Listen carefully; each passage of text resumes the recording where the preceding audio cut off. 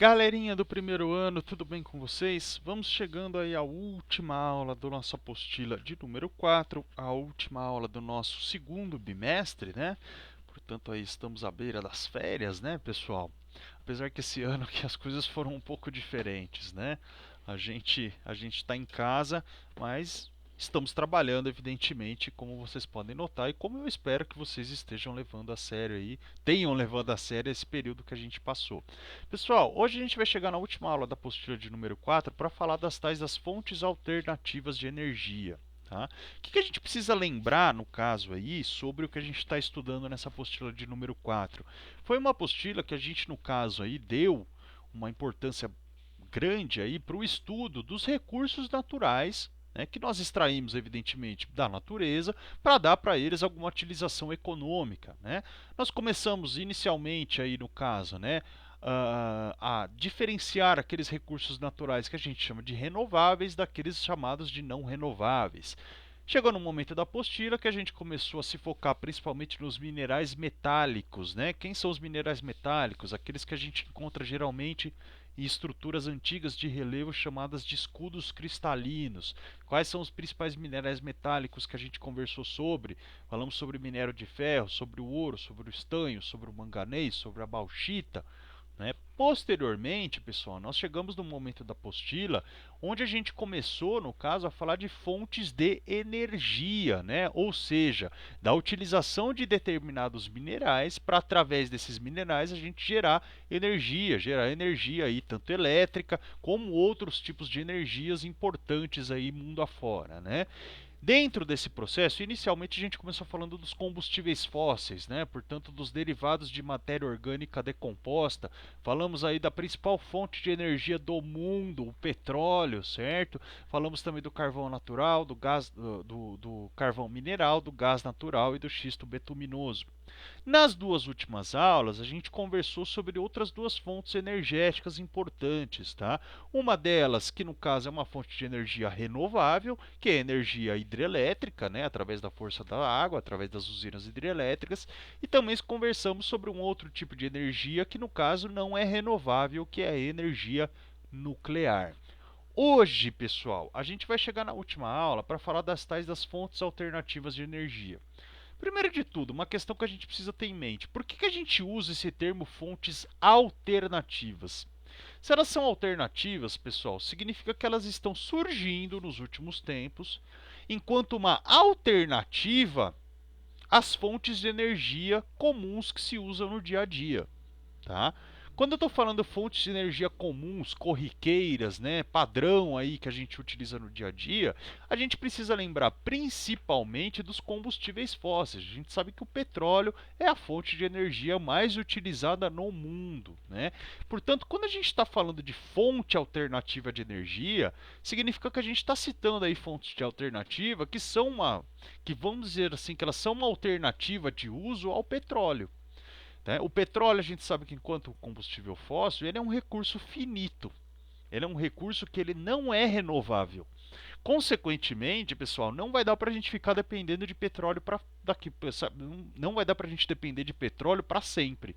Tá? Já existem estimativas aí que afirmam que talvez em 40 ou 50 anos a gente esgote todas as jazidas de petróleo, né, que a gente encontra no mundo, ou seja, as bacias sedimentares aí que dão origem às jazidas de petróleo, provavelmente elas vão ser esgotadas por conta da utilização constante que a gente está fazendo de petróleo. Então, toda vez que eu estou falando de fonte alternativa de energia, pessoal, né, primeiro uma coisa que tem que ter, assim, uma coisa que vocês têm que ter em mente, tá? A gente está falando de uma temática muito importante porque gerar energia é uma premissa básica para a atividade econômica. Não só econômica, como atividade cotidiana, pessoal. Tenho certeza que boa parte de tudo que vocês estão fazendo no dia a dia de vocês está relacionado à geração de energia de alguma forma. Tá? Agora estende a isso não só ao dia a dia de vocês, mas estende isso às empresas, às indústrias que fazem a economia girar, que empregam. Tá? Então, falar de fonte de energia é uma temática muito importante na atualidade. Até porque, se a maior parte da nossa matriz energética continua dependendo de recursos que são finitos, de recursos que não são renováveis, significa que vai ter uma hora que a gente vai precisar mudar isso. Consequentemente, o estudo das fontes alternativas de energia ganha importância, porque são essas fontes alternativas de energia que hoje elas são vistas como uma alternativa, mas no futuro provavelmente elas vão ser a regra, elas vão ser a maioria.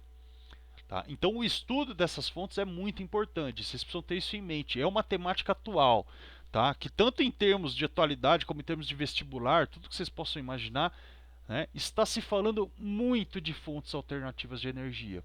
Lembrar que quando a gente fala de fontes alternativas, né, a gente está falando principalmente uma alternativa aos combustíveis fósseis que, né, além de serem não renováveis, além de serem finitos, são altamente poluentes. E isso é uma outra questão que a gente precisa começar a pensar também. Fontes alternativas que consigam ser uma alternativa do ponto de vista ambiental também, que poluam menos, né, que degradem menos o meio ambiente. Tá? Então, pessoal, fontes alternativas de energia. A gente está falando principalmente de fontes renováveis. Alternativa ao consumo de combustíveis fósseis. Alternativa ambiental a fontes que emitem poluentes, principalmente os gases que contribuem aí com a intensificação do efeito estufa. A gente sabe que os combustíveis fósseis, né, o petróleo, o carvão, o gás, o xisto, eles são altamente poluentes. Né? O gás natural um pouco menos do que os outros, né? Mas eles são altamente poluentes no caso. Justamente porque para gerar energia através deles a gente tem que queimar eles têm que entrar em combustão. Essa combustão libera gases que contribuem para o efeito estufa. Ou seja, a fonte alternativa também é pensar não só do ponto de vista de você ter de você mudar a sua fonte de energia para gerar outros tipos de energia, mas também para você ter no caso, uma alternativa do ponto de vista ambiental, para você poluir menos. Pessoal, tudo que está relacionado a fontes alternativas de energia, tá? Principalmente no que diz respeito ao que a gente chama de biomassa, que eu já vou explicar para vocês o que é, está relacionado ao que a gente chama de biotecnologia. Ou seja, você realizar aí a produção de novas tecnologias, de novas mercadorias, de novas fontes de energia utilizando seres vivos. Essa é a chamada biotecnologia. Biotecnologia, pessoal, é um dos ramos de estudo mais importantes dentro da ciência para o século XXI. Garanto para vocês. Inclusive, se for aí vamos dizer assim, né, um lado aí que vocês queiram ir na vida de vocês profissional, garanto para vocês que vai ser aí um lado muito frutífero, tá? O lado de biotecnologia, de desenvolvimento de mercadorias, de fontes alternativas de energia, de produtos, de cosméticos, de medicamentos, de tudo que vocês podem imaginar utilizando seres vivos, principalmente vegetais, tá? As fontes alternativas de energia, principalmente a que eu vou citar para vocês, que é um tipo aí que a gente chama de biomassa, tá? Está muito relacionado à ação aí da biotecnologia, beleza? Biotecnólogos, sem dúvida nenhuma, aí, vão ser muito necessários no mundo daqui para frente. Na verdade, já estão sendo bastante. Vamos falar das principais fontes de alternativa, das principais fontes alternativas de energia que a gente tem. Pessoal, energia eólica, ou seja, né, energia que se aproveita aí, evidentemente, da força do vento, né? São instaladas hélices no caso. Essas hélices giram conforme o vento vai batendo. Né? Evidentemente, conforme elas giram, elas produzem energia cinética, energia de movimento. Essa energia, né, que essas pás estão produzindo, elas são ligadas a geradores de energia. Esses geradores de energia produzem energia conforme as pás, as hélices giram. Aí simplesmente é você ligar nesses geradores de energia redes de transmissão, fios para levar energia para outros locais. É relativamente parecido com o que a gente falou sobre usina hidrelétrica. Só que em vez de, né, eólica, enquanto é a força do vento girando uma pá, uma hélice, na hidrelétrica é a força da água. Mas basicamente a lógica é quase que a mesma. A diferença é que a energia hidrelétrica, pessoal, por mais que ela não seja poluente, né, a energia hidrelétrica ela causa um impacto ambiental muito grande, né? Você tem que desviar curso do rio, ter que criar, represar a água, criar grandes represas, isso é meio complicado. Então, energia eólica, movimento dos ventos é captado por pás de hélices ligadas a uma turbina que aciona um gerador elétrico. Produção de energia elétrica, movimento de moinhos, o uso. Vantagens: grande potencial para geração de energia, não interfere no efeito estufa, por quê? Porque não lança poluentes na atmosfera, não ocupa áreas de produção de alimentos, isso também é um fator a ser levado em consideração. Desvantagens: exige investimentos para a transmissão da energia, produz poluição sonora e interfere em transmissões de rádio e de TV. Pessoal, energia solar, talvez, eu não sei se, talvez na sala aí de vocês exista alguém cuja casa esteja adaptada à energia solar, né? É um investimento caro, muitas vezes, né? Instalar essas células que captam a energia solar, que são células que a gente chama de células fotovoltaicas, isso é muito caro ainda, tá? São equipamentos, são de alta tecnologia, são células mesmo, como se fossem, não sei se vocês já viram, né, que elas captam a energia do Sol, a energia ultravioleta, a radiação solar, armazenam essa energia e através disso você utiliza aí essa energia solar para, por exemplo, esquentar a água do seu chuveiro, ligar a luz da sua casa. Existem já hoje algumas casas que são adaptadas à energia solar. Tá? É uma energia que, primeiro, a gente tem que ter, né? Uma questão que a gente precisa, evidentemente, ter noção aí, né? Evidentemente, que você instala uma. Você consegue, né, produzir essa energia solar, evidentemente, em locais quentes, locais onde a radiação é muito alta, né? Então vamos lá, energia solar. Obtenção: lâminas recortadas com material semicondutor, como o silício, são expostas ao sol, é a tal das células fotovoltaicas. A luz excita os elétrons do silício que formam uma corrente elétrica. Uso: produção de energia elétrica e aquecimento. Vantagens: evidentemente que não é poluente, né, pessoal? O sol não é poluente, né? Não interfere no efeito estufa, não precisa de turbinas nem geradores para a produção de energia elétrica. Desvantagens: existem altos investimentos para o seu aproveitamento. Geralmente quem instala energia solar dentro de casa para consumo interno, assim, pessoal, é um investimento muito caro no início. A pessoa só vai recuperar isso em alguns anos. Só que depois que você recupera, vale a pena. Tá? Porque a conta de água não, desculpa, a conta de luz cai muito depois que você começa a utilizar a energia solar, evidentemente. Biomassa, pessoal, isso daqui tem muito a ver com a tal da biotecnologia que eu falei para vocês e que é um processo muito importante no caso brasileiro. O que é biomassa? É você utilizar matéria orgânica, tá? Você decompor essa matéria orgânica. Geralmente, quando você decompõe essa matéria orgânica, você gera um gás. Esse gás ele ajuda a acionar uma turbina. Essa turbina move um gerador elétrico e assim por diante. Isso vocês já sabem, né? O que é a biomassa, pessoal? Aqui no Brasil se utilizou sempre ao longo da história para gerar energia a biomassa relacionada à lenha, por exemplo. Tá? A queima da lenha, a combustão da lenha. Essa combustão, além de gerar calor, que por si só já é energia, gera também um gás. Esse gás esse gás vira turbinas, né? Faz algumas turbinas girarem, e essa energia de movimento das turbinas, por sua vez, vai gerar energia. Outro tipo de biomassa que a gente está vendo sendo utilizada muito aqui no Brasil, a cana-de-açúcar, pessoal. Para duas razões. A cana-de-açúcar, através da biomassa dela, através do bagaço da cana-de-açúcar, primeiro, de um lado você consegue produzir o etanol, que a gente sabe que a gente utiliza nos carros. Né? A gente já falou que o programa de álcool aqui no Brasil, o tal do Proálcool, ele foi criado nos governos militares como uma forma da gente tentar diminuir, né, a dependência do Brasil em relação ao petróleo, certo? Tanto é que os carros aqui no Brasil são movidos, né, a álcool. E esse álcool ele vem no caso da cana-de-açúcar, né? Além da gasolina que vem do petróleo, os nossos carros também são movidos a álcool, que é um tipo de biomassa teoricamente. Tá? A cana-de-açúcar, além do álcool, ela também, através do bagaço dela, ela também produz um gás, um tipo de gás natural, né? Que no caso acaba ajudando aí a gerar turbinas e gerar posteriormente energia. O que é interessante da biomassa, pessoal? Né? A biomassa, ela vamos dizer assim, um recurso renovável. O que é um recurso renovável? Você utilizou a cana, o que você faz? Você vai lá, planta de novo, colhe de novo, né? Estabelece um outro plantio, colhe certinho, bonitinho e gera de novo energia.